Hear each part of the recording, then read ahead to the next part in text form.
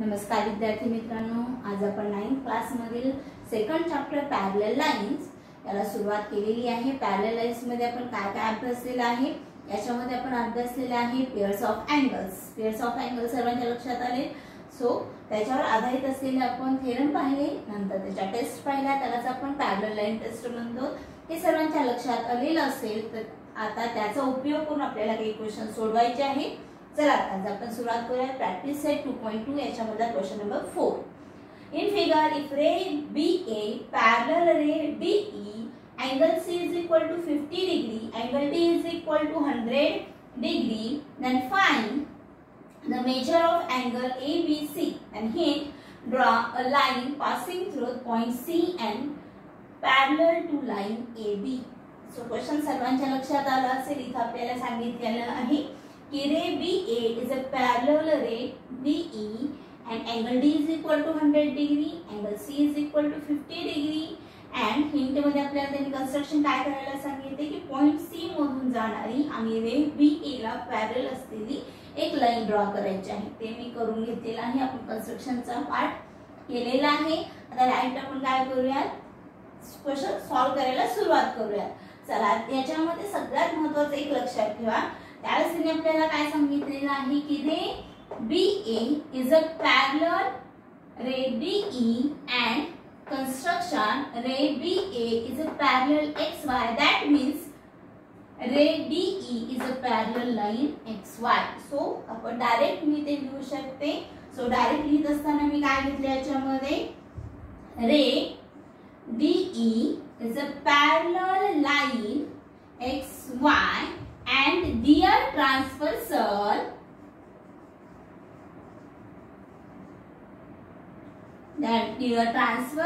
is first transversal consider केली मी DC। Reason पहा, transversal मुळे इथे एक अँगलची पेअर भेटते आणि ती अँगलची पेअर म्हणजे टोटली आपल्याला कोणती पेअर भेटणार आहे, ही पेअर भेटणार आहे, अल्टरनेट अँगलची पेअर भेटणार आहे। सो मग याच्यामध्ये angle of EDC is equal to angle of DCX ही पेअर मी घेतली। हे कशावरून घेतले, इज इक्वल टू आहे म्हणून राईट अल्टरनेट अँगल्स। हे दोन्ही अँगल्स कसे आहेत, अल्टरनेट अँगल्स आहेत, त्याच्यामुळे कॉन्ग्रुएंट झाले। त्यापैकी आपल्याला अँगल ऑफ D चं मेजरमेंट माहित आहे, ते पुट करून घेऊया direct 100 degree is equal to आता DCX हा अँगल जो आहे तो दोन अँगल पासून बनलेला आहे। कोणत्या दोन अँगल पासून, so angle of DCB plus second angle BCX आहे का, राईट आहे। त्याच्यापैकी आपल्याला अँगल ऑफ DCB चं मेजरमेंट माहिती आहे, पुट करा 50 degree plus angle of BCX, that means इथे आपण काढू शकतो की BCX is equal to 50 degree, इकडे गेला प्लस व्हॅल्यू मायनस होईल, 100 minus 50 is equal to 50 degree. So direct मी व्हॅल्यू घेतली याच्यामध्ये। सो अँगल ऑफ BCX किती मिळालं इथे आपल्याला, तो तेवढाच अँगल जो आहे तो कितीचा मिळाला आपल्याला, 50 डिग्रीचा मिळाला। इथपर्यंत सर्वांच्या लक्षात आलं। नेक्स्ट आता आपल्याला ऍक्च्युअल काढायचंय काय, तर काढायचं आहे आपल्याला अँगल B चं मेजरमेंट काढायचंय। सो मग याच्यामध्ये नाव आपण काय केलं, सेकंड जो रे दिलेला आहे कोणता रे, रे BA is a parallel line, which line construction मध्ये आपण लाईन दिलेली आहे line XY and their transversal is BC and their transversal is BC। या ट्रान्सव्हर्सल मुळे इथे आपल्याला एक अँगलची पेअर भेटते आणि ती अँगलची पेअर म्हणजे आपले कोणते अँगल्स असतील, interior angles, right. So angle of ABC plus angle of BCX is equal to 180. Interior angles are supplementary. So दोन्हीचं सम किती असेल, 180 असेल। त्यापैकी आपल्याला एका अँगलचं मेजरमेंट माहिती आहे, BCX चं पुट करा। So angle of ABC plus BCX is equal to 50 degree, जे की इथं आत्ताच आपण काढलं होतं। सो 180 सबट्रॅक्शन करून घ्या, angle of ABC is equal to 180 minus 50 degree, that means angle of ABC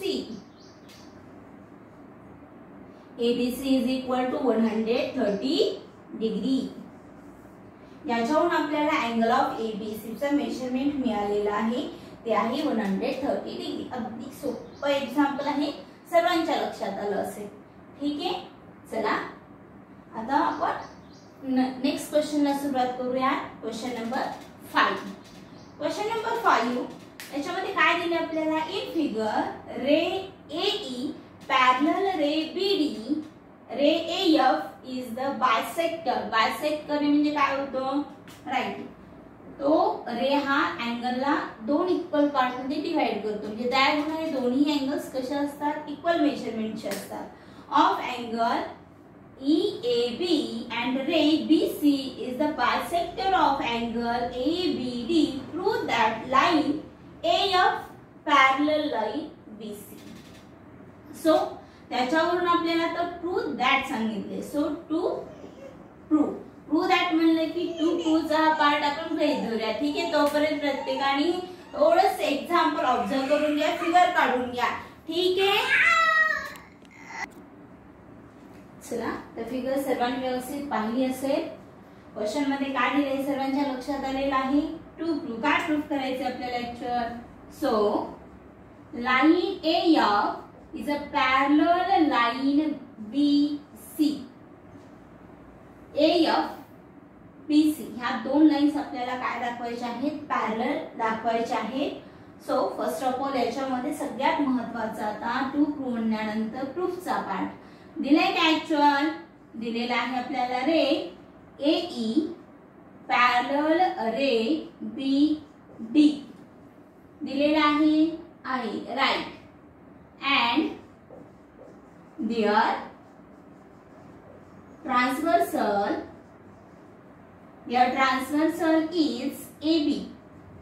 त्याची ट्रान्सव्हर्सल जर AB आपण घेतली तर याच्यामध्ये आपल्याला तयार होणारा जो अँगल आहे, which angle, so angle of EAB is equal to angle of ABD. हे जे दोन अँगल्स आहेत ते अल्टरनेट angles आहेत. So alternate angles are congruent, so दोन्ही इक्वल मेजरमेंटचे असतील. सो अल्टरनेट अँगल्स आहेत, परंतु याच्यामध्ये आपल्याला त्याचं मेजरमेंट दिलंय x + x. So 2x is equal to y + y is also 2y. So 2 get cancel, that means x is equal to y. इथपर्यंत सर्वांच्या लक्षात आलं असेल. याला आपण फर्स्ट इक्वेशन असं गृहीत धरूया. Okay, now then x is equal to y, that means angle x, angle y. So which angle consider करू शकतो आपण, so angle of FAB is equal to angle of ABC. So angle A x degree, angle B is y degree. So x is equal to y, that means x is equal to y. हे कशावरून घेतलं मी, then from equation first. So x is equal to y, that means angle of FAB is equal to angle of ABC is also here. कोणत्या टाइपची दिसते आपल्याला, right, alternate angles. Alternate angles.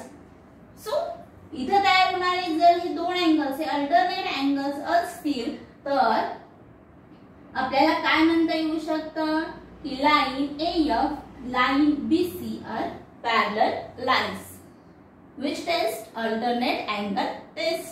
So line AF is a parallel line BC, hence proof. Then by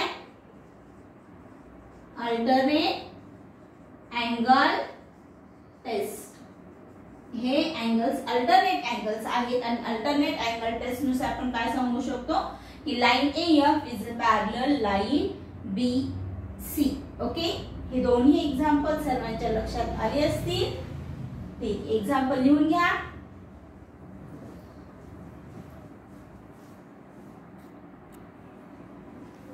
चला तर आता पाहूयात आपण question number 6.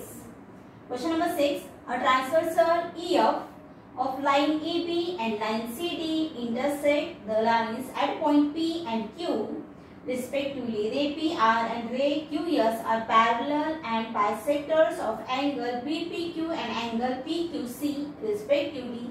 Prove that line AB parallel line CD. First of all question मध्ये आपल्याला काय फाइंड आउट करायचं हे समजून घ्या आणि काय दिले हे सुद्धा. So prove that means to prove. काय प्रूव करायचं इथं आपल्याला.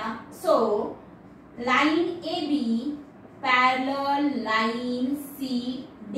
First of all important part. Okay, हे आपल्याला प्रूफ करायचं आहे. लाइन AB आणि लाइन CD हा पॅरलल आहे, परंतु दिले काय अँटेनाच्यामध्ये, याच्यामध्ये आपल्याला दिलेला आहे EF ही जी ट्रान्सव्हर्सल आहे ती लाइन AB अँड CD ला P आणि Q पॉइंट मध्ये इंटरसेक्ट करते आणि याच्यामध्ये रे PR हा अँगल BPQ ला बायसेक्ट करतो आणि रे QS हा PQC ला बायसेक्ट करतो. दॅट मीन्स हे तयार होणारे दोन्ही अँगल्स कसे असणार आहेत, कॉन्ग्रुएंट असणार आहेत.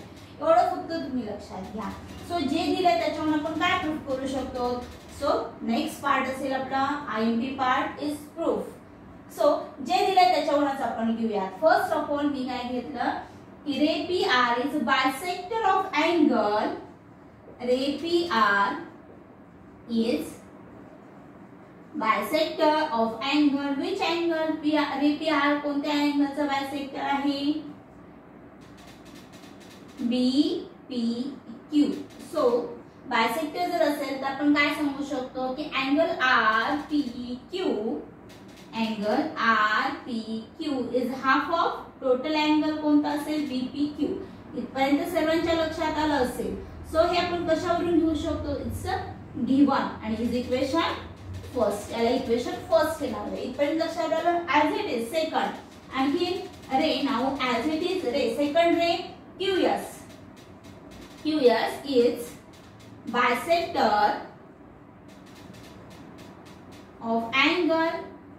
Which angle. Angle of PQC. So as it is angle of PQS is half of total angle PQC is also bisector. म्हणल्यानंतर आपण घेऊ शकतो. हे गिवन मध्ये दिलेले आपल्याला इज इक्वेशन सेकंड. हे कसं घेतलं हे सर्वांच्या लक्षात आलं. बायसेक्टर आहे म्हणजे या अँगलचं या निम्म्या अँगलचं मेजरमेंट ह्या टोटल अँगलच्या कसं असणार आहे, निम्म असणार आहे. सो हा फक्त त्या मॅथमॅटिकल फॉर्म मध्ये आपण ते घेतलेलं आहे. हे इक्वेशन लक्षात ठेवा. हे सेकंड म्हणजे हे दोन्ही इक्वेशन थोडे प्रत्येकाने लक्षात ठेवायचे. नाव ऍज इट इज आपण काय दाखवू शकतो. नाव आणखी देत असताना आपल्याला काय सांगितले की ray PR and ray QS is a parallel ray. आणि हे दोन रे कसे आहेत, पॅरलल आहेत. तर त्याची ट्रान्सव्हर्सल आपण EF घेऊ शकतो. आणि ट्रान्सव्हर्सल मुळे इथं तयार होणारे जे आपले अँगल्स असतील, हे जे दोन अँगल्स आहेत हे दोन अँगल्स अल्टरनेट अँगल्स असतील. सो मग त्याच्यानुसार आपण काय दाखवू शकतो. नाव ray PR is a parallel ray second ray QS and their transversal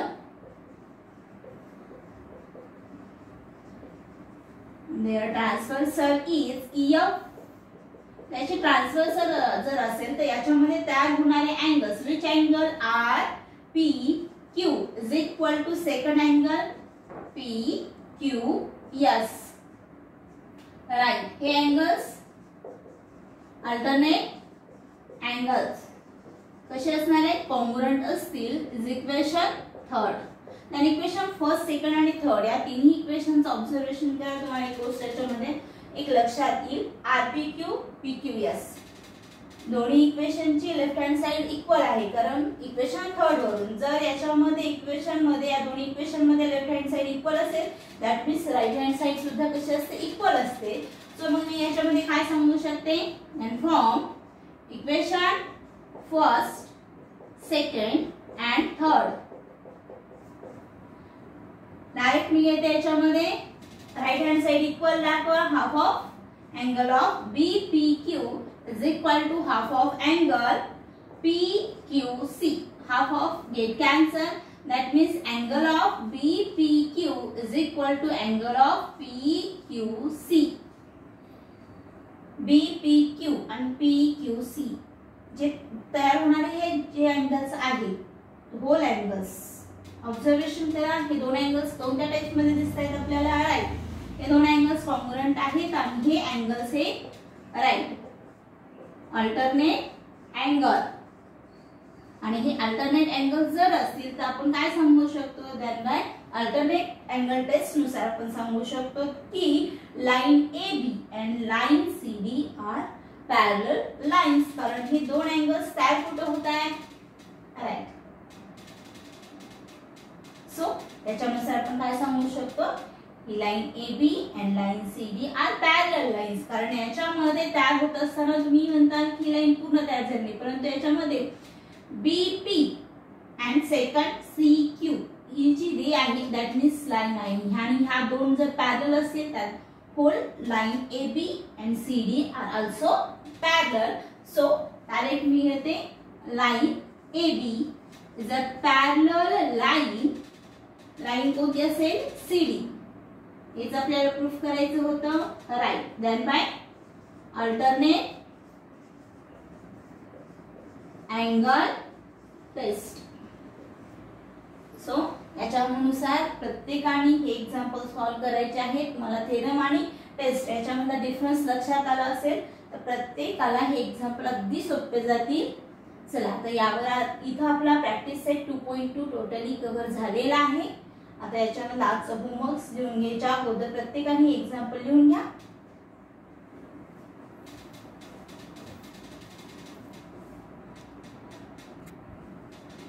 चला आता क्वेश्चन लिहून झाला असेल सर्वांचा.